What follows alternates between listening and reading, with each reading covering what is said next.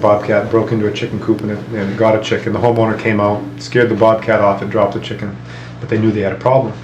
Well, the bobcat returned on Monday and was seen on the edge of the property, and it concerned the homeowner, so they contacted me, and I had a chance yesterday to set 2 traps right adjacent to this chicken coop, and overnight we didn't just catch the bobcat, we caught a raccoon as well, which could be detrimental to the eggs or to the chickens themselves.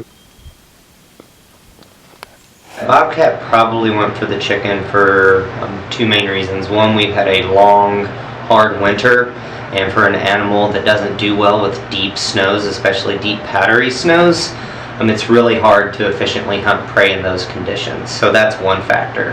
The second factor is that it's a young of the year, so this would have been its first winter, and we know with many different types of wild animals that first winter, when you're kicked away from your mom, that's the hardest year, and you see a lot of mortality associated in that time. The animal had its arch back in the cage. You could actually see the entire outline of the pelvis sticking out, and I suspect if, say, the animal was anesthetized, you could have palpated that and felt the entirety of the pelvis. So when you start losing fat and muscle mass in that region, that's a really strong indicator that the animal's in poor condition. It's going to be fed, be cared for, get some meat back on its frame, and get its body weight up, and then at the same time we're into a weather pattern that's going to result in, the snow is going to start to go. So I'd say within a week's time it'll be fit enough to put back into the wild.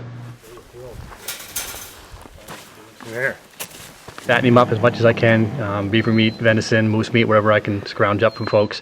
And ideally I'd like to take him out and release him on an early morning, leave him in the cage for the day, stockpile a beaver carcass or something in the area, so we have something to feed on, kind of imprint on him that there's a food source nearby, and then go back at the end of the day, open up the cage and just walk away, and come back a few days later, remove the cage. But I've had good luck in the past with them staying in the area for a week or two. Just kind of gives them one more advantage, for their release to make it out on their own.